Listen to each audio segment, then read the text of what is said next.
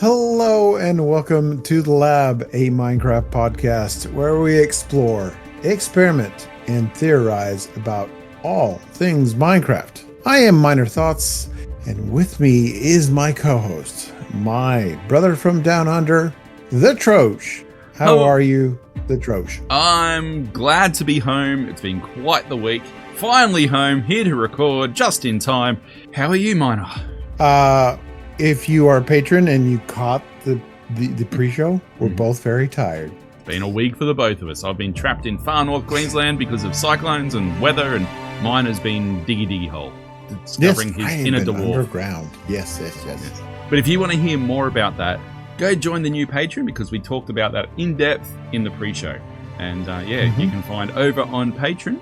Yes, and exciting new things coming up. So you have to tune into that. Exactly. And speaking of Patreon, a big welcome to our two first lab directors, the Bearded Bard and Reimagined. Although I probably should have said that the other way around. Reimagined the Bearded Bard, because I know I'll get in trouble from Ree, because she wanted to be first. Oh, yeah. So I've corrected it. Don't yell at me. I've corrected it. Well, when she found out that there were two other patrons, she's like, I thought I was going to be the only one. God, I hope not. I know. I said the same thing. I said, no, we have more patrons now. So, but no, well, welcome to the two of you. Appreciate the support, and the other patrons that are there as well. Thank you. Your names will appear in the credits at the end of this. Well, if you're watching on YouTube, the end of the video. Mm-hmm. But speaking of community, today is our first feedback episode of the year. I don't think we've ever had a feedback episode with so much feedback to go through. So this might be one of our longer ones, but let's jump in. So the first one was obviously our first episode of the year, which was Crafting 2025. And we sort of went through our plans and what we were going to do and new things. Obviously, we reintroduced this format with the face cams for YouTube. And most people seem to enjoy that. I don't know why. I'd like to apologize to your retinas, but I hope you guys enjoy it because I feel like my head is way too big. I can't get the scale right for you because you're just different every week. You guys, let me know in the comments. Is the camera too close? Is my head too big? I mean, is there too many pores you can see? You know, I worry about how I look. Before, when we weren't doing the face cam, I was like, oh, I can come to the podcast. I don't even have to shave. I don't even have to shower. But now I've got to look presentable. I've got to admit, last year when we dropped the face cam, and we dropped the face cam because I just didn't have the time to edit a video, there was some there that I wasn't even wearing a shirt. You know, I just got out of bed. The hair was all over the place. I hadn't showered. I looked like a disgrace, but no one cared. Now I get up for this and so I got a shower. Have I actually got a decent shirt to wear? And usually I'd like to shave, but because of what happened during this week and I got held up trying to get back travel, I haven't shaved. And so I'm sorry, I apologize. But anyway, there's still not feedback. But Tim and Terry, nice to see the face cam return. Looking great. There you go, Miner. You're looking great. Don't worry about it. And we were talking obviously about our goals. So a lot of people spoke about their goals for the year as well. So the Tim and Terry, I do plan to set some smart goals for content creation, but I want to go into 2025 with a one-word goal: intentionality. My biggest goal is to be more intentional about what I spend my time doing. I want to be present and spend time doing the things that bring me joy. And one thing that she's going to be doing is she is now the new host or co-host of the relaunching Interrealms podcast, where we'll do where Keegas and I used to do a recap at the end of every month of what happened on the Interrealms server. That's coming back. And Terry and SB are going to be the co-hosts of that. And I have heard episode 1, and they have done, for their very first attempt at a podcast, they have done very well. Very, very well. Nice. I'm looking forward to that. So thank you for the comment, Terry. Slinging sharks, my favorite sling. I'd say, this is a bit of a funny one. I'd say one of my number one Minecraft goals is to join this one really promising SMP I've had my eye on. The players are very cool and funny. The content creator's talented and inspiring. Or maybe except that strange Troj guy. He's got some weird expressions that go right over my head. I'll make you an Australian yet, don't you worry, Sling. But has some capital euphemism I approve of. We don't discuss those here. We don't mention the war.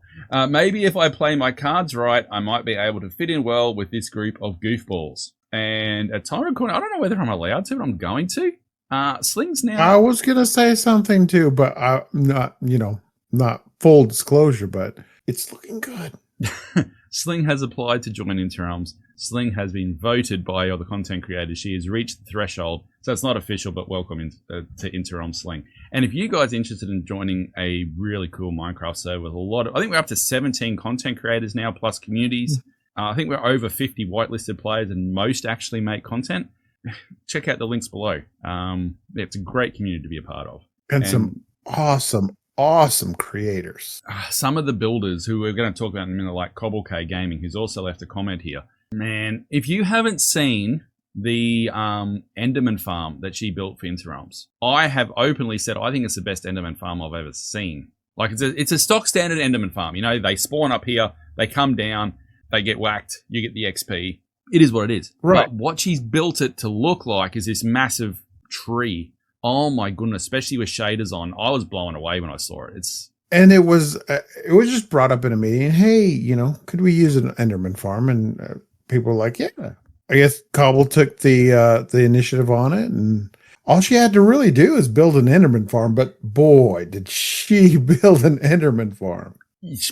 Yeah, you guys got to see it. Go check on one of the socials, maybe like Twitter or X or whatever, because we've got some photos up of it at the moment. It is stunning. It is breathtaking. I think the block placement took her 11 hours, and that was using Matica. So she had already pre-designed it, but the block placement itself took just 11 hours.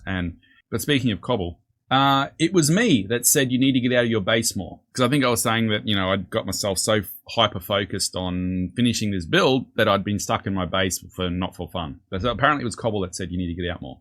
I'd love to get into a world at some point and mess around with Axiom together. And although I'm a terrible teacher, as for my goal, I think they are very similar to Trojers when it comes to Minecraft and working on my YouTube channel. And the same as you both when it comes to health stuff. Went consistently to the gym last year, and I would really like to get back to that. And also dip my toes into the world of streaming too. And I'm proud to say that she actually has. She's been streaming semi-regularly, which is great to see. And definitely well worth checking out. And I'm also happy to say that I have been consistent with the gym for January as well. Me and DTG. And I'm very, very sore as I sit here and speak to you all. We have got a message here from Diddy Brown, not Diddy, but Diddy Brown. Yes, that's his name, and nothing to. Anyway, no real goals other than sticking to it for me. I'm one of those people that branch off and play other games every now and then, and sometimes leave Minecraft on the back burner. Since I got my PC last March and got Java, I have found a new love for the game. So I just want to maintain the love and grow as a builder. And I think that's admirable. And I think everyone goes through that with Minecraft at times. I think you just get to a point where you go, need a break. But I think that's true of anything in life, really. Or you just you get inspired by other things, or like with me, obsessed. I'm currently obsessed with TTRPG, so just a little bit obsessed, just a little bit. But I think we're both getting there. I think we're both enjoying that podcasting side of it as well. So, which is really good. And then we had Jurassic's, our favorite green approved green dino. I'm just going to keep it chill for the first part of the year. A lot going on. And I think that's perfectly okay as well, because none of us are really full-time content creators. So, sometimes life comes up and you got to be able to prepared to live with that. So that was our feedback on episode 1. And then our second episode of the year, which finally got our new logos and new special intro and all that sort of stuff, was Pigs Leaves and Minecraft 2. And again, we got a fair bit of comments on this one. Devara. We all know Devara. And this one's extensive, and I can't read it all because it'll be its own podcast. Maybe she should just do a lab reaction podcast. Devara, are you listening? Maybe we can talk about that. Maybe. It's look, the comment from Devara, we always love Devara, and I always know it's going to be a big one when she messages me and she goes, "There's another novel or there's another thesis." She messages me on Discord and go, "Okay," and I know I'll need my entire lunch break to sit down and read the comment. Anyway, but they're all the thing with Devara's comments are, if you want to read it, go to the episode and read it because it's extensive, but they're always well thought out, well presented, and we can't ever present her entirety of her comment because literally it would take the entire podcast to cover, and we want to try and cover as many bits of the feedback as we possibly can. But let's go through, we'll pick one thing to talk about. And one of the things that we mentioned is one of my big concerns is how often do you update the server? Because the way they're doing the drops now, it's more frequently with new things. So you look, we just got the Pale Garden. And since we updated to the Pale Garden, we've now got new pigs, we got leaves falling, we got new things now, we got new cow variants coming. Who knows what else, right? And we're getting the fireflies. I think that fly thing is going to be revolutionary for aesthetics, lighting.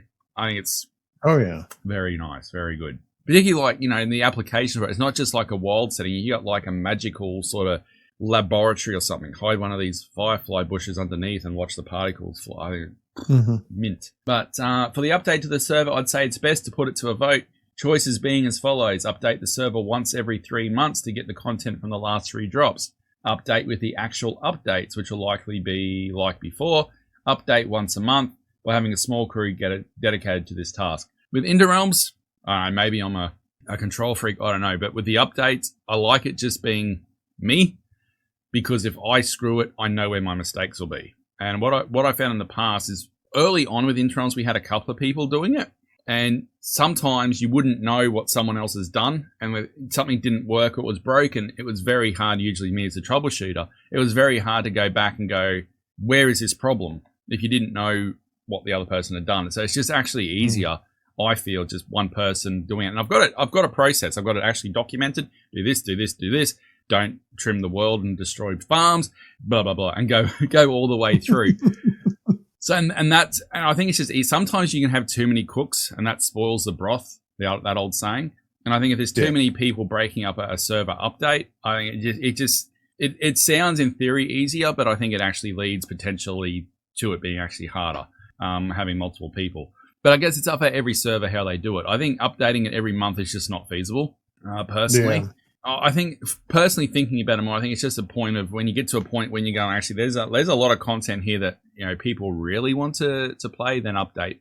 I think moving it out to every 3 months, the way they're doing it now, it's just too hard to tell. I guess we just have to judge it drop by drop and see what it is. Yeah, and like we said, it's going to depend on the mod developers, the mods we use, how they want to release. Do they want to wait for further drops to update their mod, or are they going to update it for each and every drop? If the drops are simply going to be adding in pigs and twigs, like you get a pig variant and you get falling leaves, it's not going to be that big a deal because it's not going to require chopping the world, trimming the world, all of that. It should just be a case of just transferring it over, updating the mods, and then you are held to ransom, so to speak, by when the mods are using it. And there's certain mods that you can do away with temporarily that you don't need, but then you got critical ones like for us is looter. We need to always wait till looter's updated so then we can proceed. Right. So that's probably the biggest thing for me, is that in terms of the content, though, like it just depends. Like some people like you playing with that new content ASAP. And if they can't get it here, then they go elsewhere. So it's a balancing act. But no, if you want to read the rest of Devara's very extensive thoughts, please head over and have a read on YouTube on that one there. Jurassic is back on this one. Pig variants aren't bad. It will give more life and it doesn't give additional items. It's nice to see variants of mobs. I agree. And now we got new cow mobs as well. So yeah, I just think a bit of variation. Yeah. But helps bring that world to life. I think, though, for the cold variants that are kind of woolly, I think you should be able to shear them. That would be cool. Cow wool. Yeah, they're the ones they're based on, the colder variants of the pig, and in real life they're kind of woolly. They got thicker. So True. I don't know. I say that because if Phoenix SC has already done his own little thing where he can shear pigs. I mean, they look naked and weird, but I'm going to leave that one right there.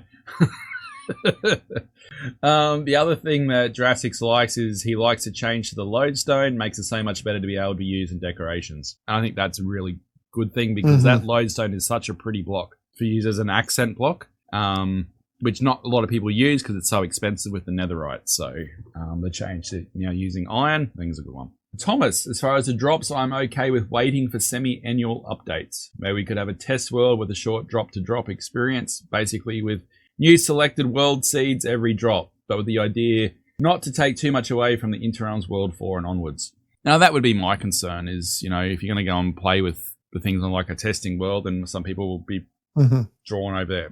Yeah, again, it comes down to balance how a server and a community handles it, and I think that's just something that we're going to have to play with drop-to-drop.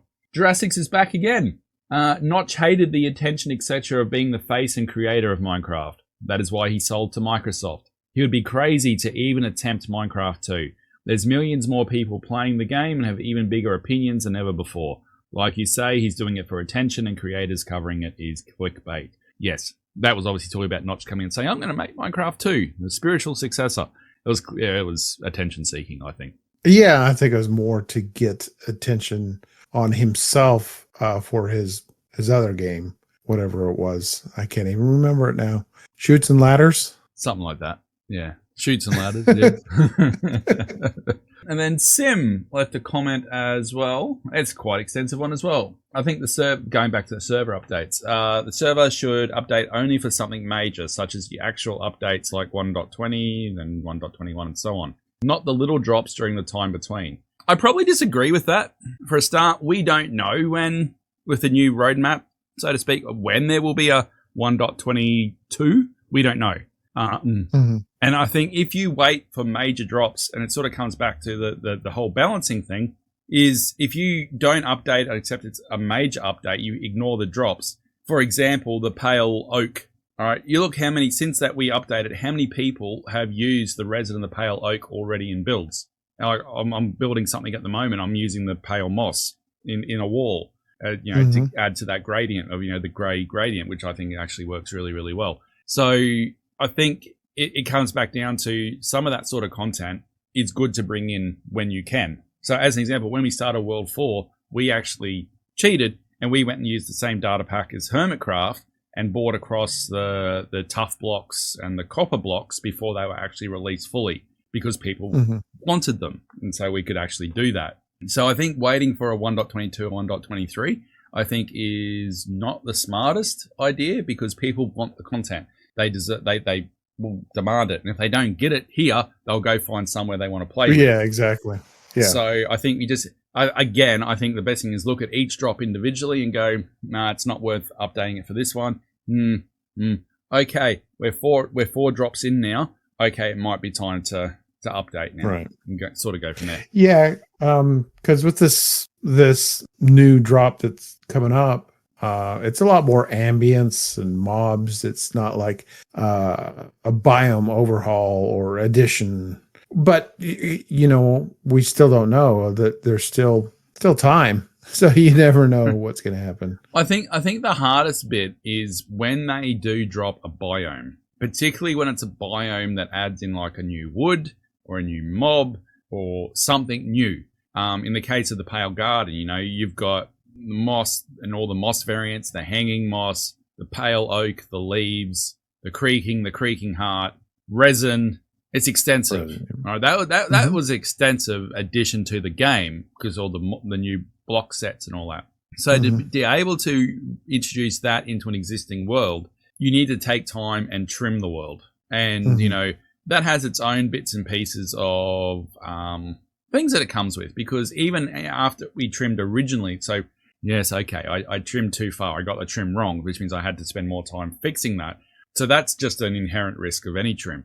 But when we trimmed the world, within our world border, we should have had a few pale gardens. But because we couldn't just go and reset everything in our initial area, because there's, for example, the Halloween district, I could have trimmed all that out and there would have been a pale garden in there, But then we lose the Halloween district, which we can't do because so many people spend so many hours.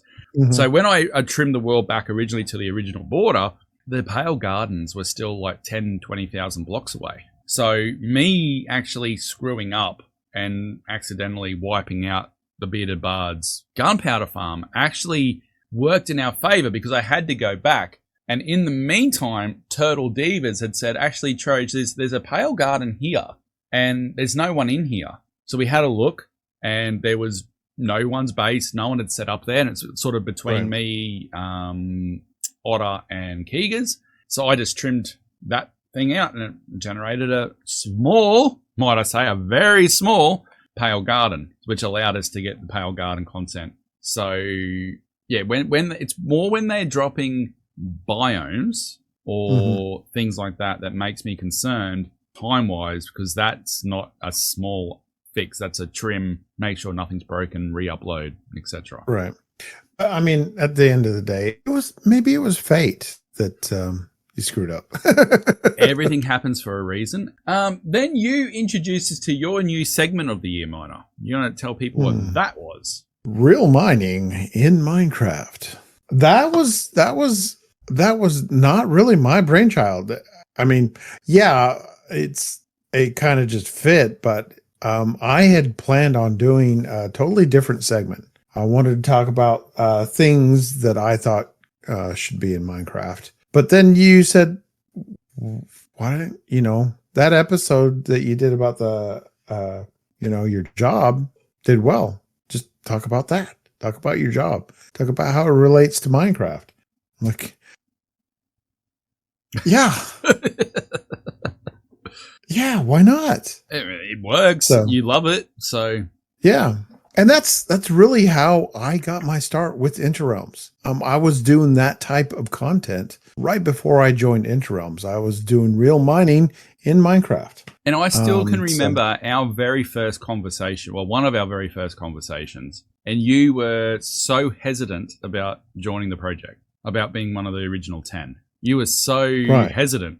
Well, I can't remember why I was hesitant, but we had been part of an SMP before. It wasn't a content creator SMP, but I don't know.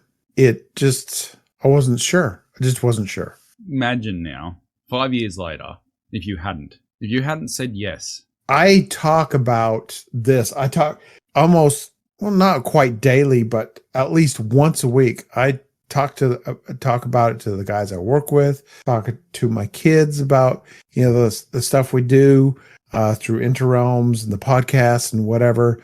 It's a part of my life now. I feel like part of a family. So I could imagine being any other way now. Yeah, I know, right? And like sometimes I sit there and I go, if I hadn't have done it, I wouldn't have met all these amazing people.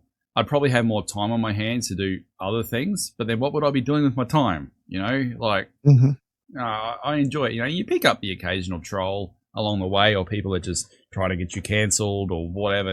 It is what it is. That's part of being not a famous person, but you put yourself out in the public. You're going to attract something at some stage. It just happened. You just roll with the punches, and it is what it is. Just the overall community, the vibe, everything happens in life for a reason. It honestly does. Oh, and to start that journey, to think that the idea sprung up because me and my kids made content and we wanted to play on a server like Hermitcraft, and we had just started our own little family gaming server. And, where it was just the three of us, me and the two kids. We had a little shopping district and that. And then, we met someone else who also had a kid, and the idea went from there. Well, and I think at the time, Azuma had just put out a video saying, start your own Hermitcraft. It's like, and the idea of his was how do you get to be on Hermitcraft? And we took him literally. So we started a server. We went, okay, and we found another, in total, 10 content creator channels and just put it together. I don't think even back then we could have looked 4 years into the future and seen where it is now. 50 whitelisted, 17 content creators, a podcast network, a successful podcast talking about Minecraft that you're listening to right now, launching tabletop RPGs, and the amazing people we're meeting, just networking through Twitch and Twitter, or through Twitch, like connecting with bigger creators all the time, and when you start seeing people applying to be part of our community, they've got 1,000, 2,000, 3,000, 4,000 followers. You're going, well, we're doing something right. We've done something right. We're still going into our 5th year, which not a lot of communities and SMPs are. But then you're still attracting new people. We're on the right path. 100% are we on the right path. And it's just what I've seen in the past couple years with Interrealms is it's grown beyond just, like you said, Minecraft. It's getting into tabletop role playing, the podcasting. We're doing other things as a community, playing other community games, just hanging out, being like a family or friends. Just the vibe is good. It's just really good. It was always, I can't speak for everybody, but my original intention when we started Interrealms was I could see the bigger picture of it. And it was always a case of wanting it to be more than just a Minecraft server. Mm-hmm. And I think we're definitely getting there because, the activity on the Minecraft server itself at times can, as it does with all servers, ups and downs, peaks and troughs. And we're in a trough at the moment where people are coming on, they're working on their project, they build, and they go off to the creative world and work on the design. Then they come back and they build it. So the activity on the server itself can be low. The activity on Discord's off the charts. Or we're playing other games, or we're role playing, or whatever. So it's.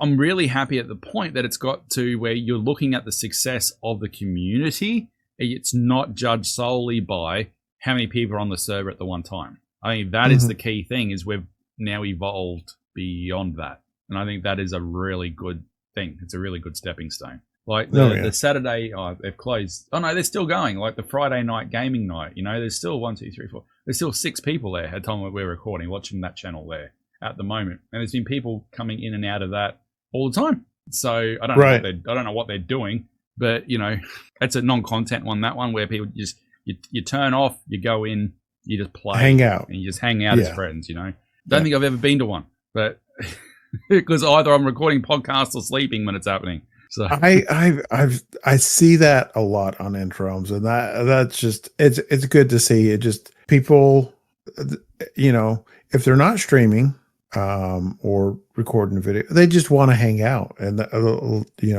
get into a chat room on Discord, and some people will play together, some people will just play something while others watch and chat and just hang out. Yeah. No, it's really good. As you said, we do play other games from time to time, like 7 Days to Die, for example, is one that seems to roll around. So I'm not going to read Devara's comment on your Hold the Roof episode, because I think that's more a comment for you, and you might be able to take ideas for videos, future episodes out of the questions that she's asking. So yes, I do. I just want to say I do have ideas for future episodes. Just like things that I'm doing now, things that I'm going to be doing underground. The mine I work at, we're in early development, and I'm basically becoming the jack of all trades. I'm learning this past week, and you may have heard this already in the pre-show, but this past week I've been doing nothing but training.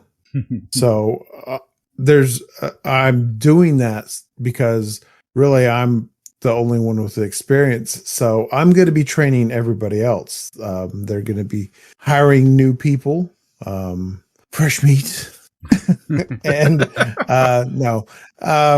But yeah, I like to train people and learn, and I can do that also in that segment. So maybe teach you guys a little bit more about real mining and how it relates to Minecraft. It would be good. I think a lot of people are looking forward to that.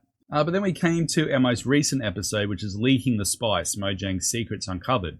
A lot of comments there on congratulations on being the second number 2 Minecraft podcast on Good Pods. And I noticed our friends at The Withering Effect very quickly after we announced that said, but we're number 2 on this platform. Congratulations, well done. It's nice to see multiple Minecraft podcasts having success. Yeah. Every platform has their own metrics.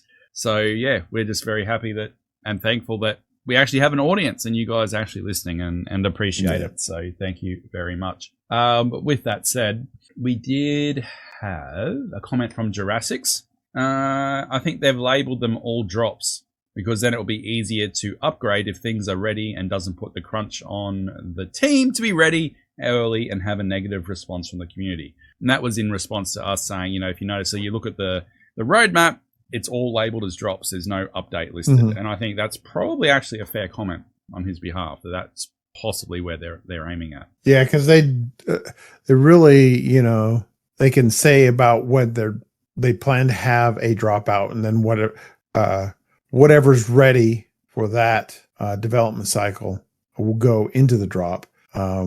That way, if there's something that's not quite ready, it can be included in the next one, you know, and it won't happen like it did with Caves and Cliffs, where they had to split it up. You notice it wasn't all ready. Technically, that's what they're still doing. They're still splitting it up, but it's presented different, and no one's got a problem with it now. So I think they beat the community. Yeah. Yeah, I mean, you still have those few people that are still confused. I see still content creators saying, this is next for 1.22. I'm like, no, what's next is 1.21.5. Correct. And along that same line of thinking, we got another comment from Sim. For me, waiting for the Caves and Cliffs update in parts wasn't that much of a big deal, or even surprising that it was broken up. It was a massive update.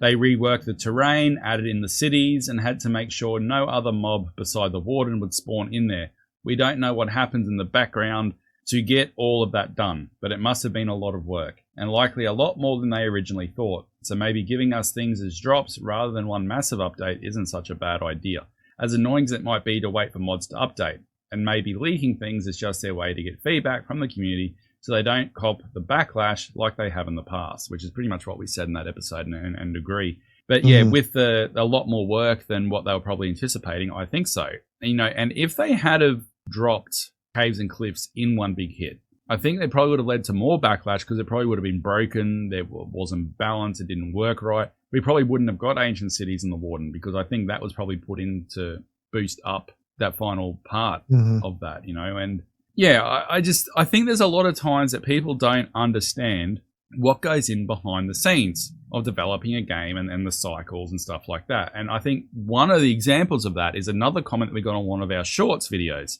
And that comment was, and I'm going to rip into this one. I'm sorry. I'm going to rip into this one. Modders can add huge expansions to the game in a single day. Bug fix those mods in a week. Mojang can't reskin a log without 6 months of 12 developers working 8 hours a day on high salary. Do you want to say anything before I rip? No, I'm going to put on my cranky hat. No, but I have a thought along those lines. I'll let you. I'll let it rip. Go ahead. Okay, so no, I'll calm it down. I see this comment a lot on social media from many people, and I always attribute to must be a young person or you're a naive person because you've got no idea what goes in behind the scenes of developing a game. I don't either because I'm not employed in that field. I don't know about modding, coding, anything like that.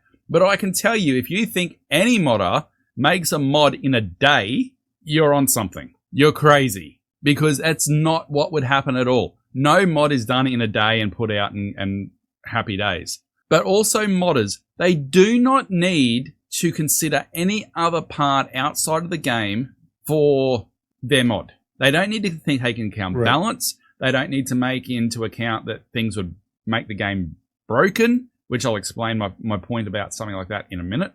They don't need to take into account balancing what is to come in the future timeline of the game. They don't need any of that. It might look to you that the Mojang coders and mod development team take 6 months to reskin a log.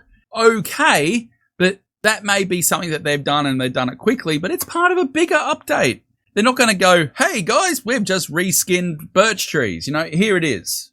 That's not how it works. You know, it's part of something bigger. In terms of finding the balance that something doesn't break, let's look at botany pots as a mod. It is game breaking because you can put any sort of growable in a botany pot, and if you make the dropper botany pot, you don't need to do poop in the game. You can literally sit there, grow every tree, every bush, every farmable food item in the game, stand there for an hour and come back and you've got a chest full of it all. Mods have the potential to make the game broken beyond compare. So when I played on Nugget Season 1 as an example, I which was a modded server of short-term, like a 1 month, 2 month thing. I wanted to do a create mod thing. And I went and set up all my create mod farms. I had rice and tomatoes and everything I needed to make my brewery that I was making like a brewery.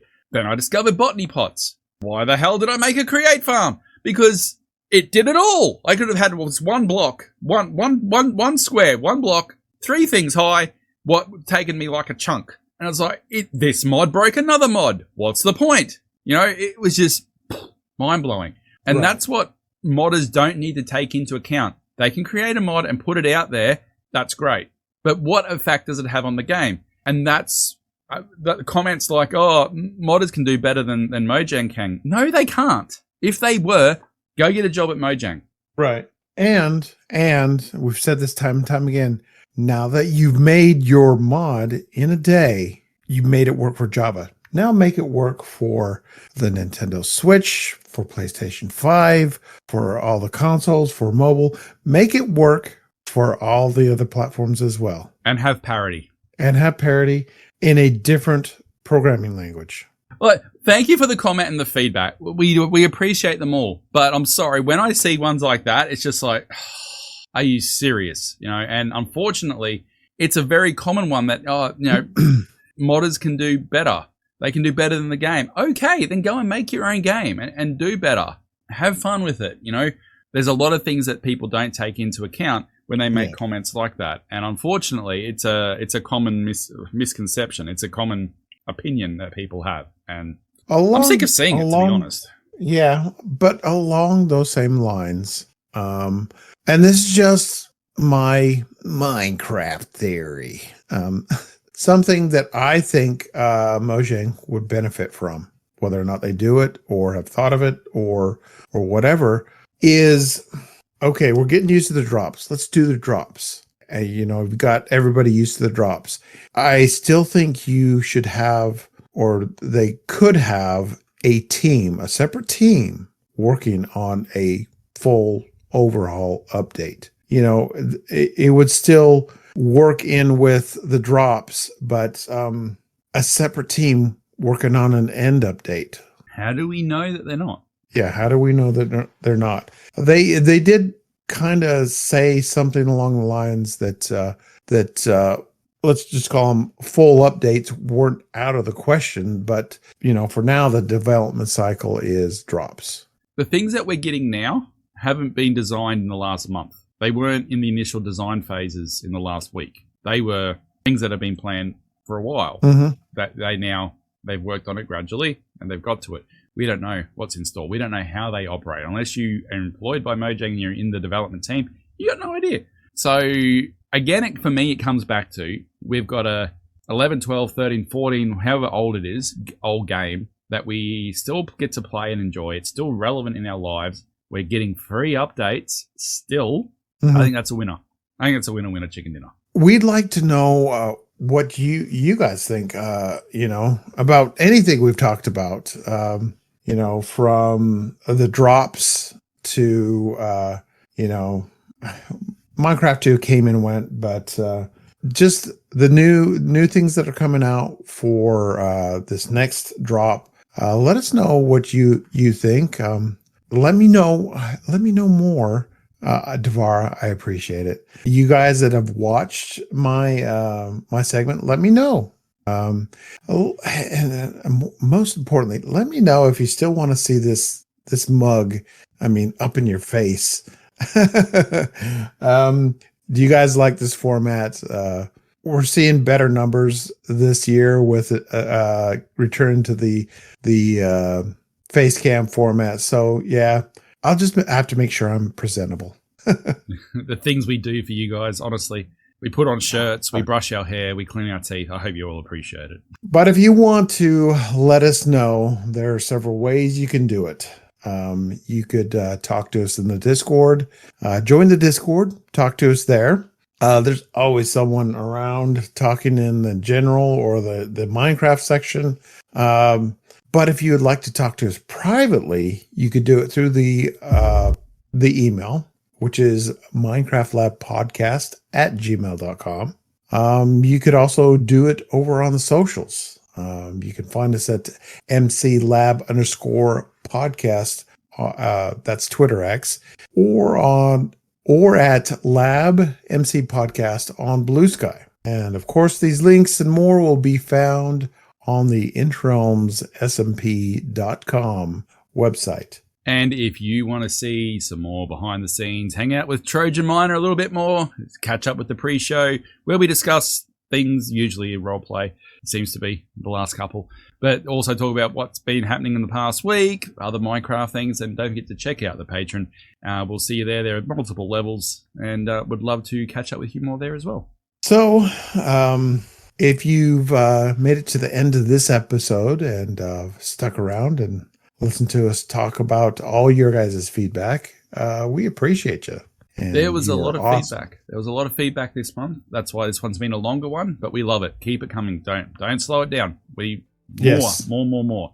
Yes. We thank you. So I was going to say, and don't be disheartened if your feedback doesn't make the cut to get read out. Any particular time we do a feedback, because the level of feedback we're getting at the moment is more than normal, and that's what we hope is the upwards trend. So yeah, we'll make sure you'll get featured at some point, man. Don't stress. Yeah, reach out to us. In the comments. That's most of our feedback comes from the comments of YouTube. But don't be afraid to reach out to us in other ways. Several people have done it through the email and a few on socials. So yeah, you can reach us all over the place. Indeed. But yes, we'll be back next week with another Minecraft-centered topic. Maybe content creation. Who knows? Something. Yes. See you in the next one. Smooth. Yes.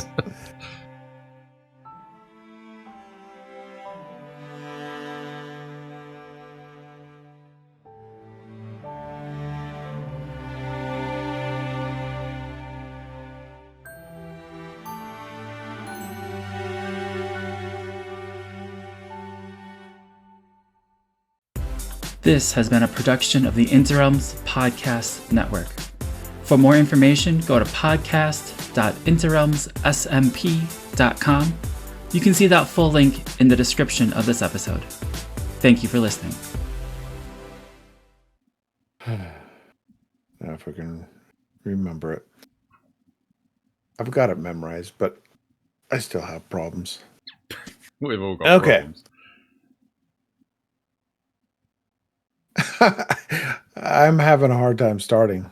Hello and welcome to... Okay, I'll get it. Come on, calm down. Hey, I've got an outro for today's episode. Excellent. Give me a second. That's what she said. Hello. Whoa. Whoops.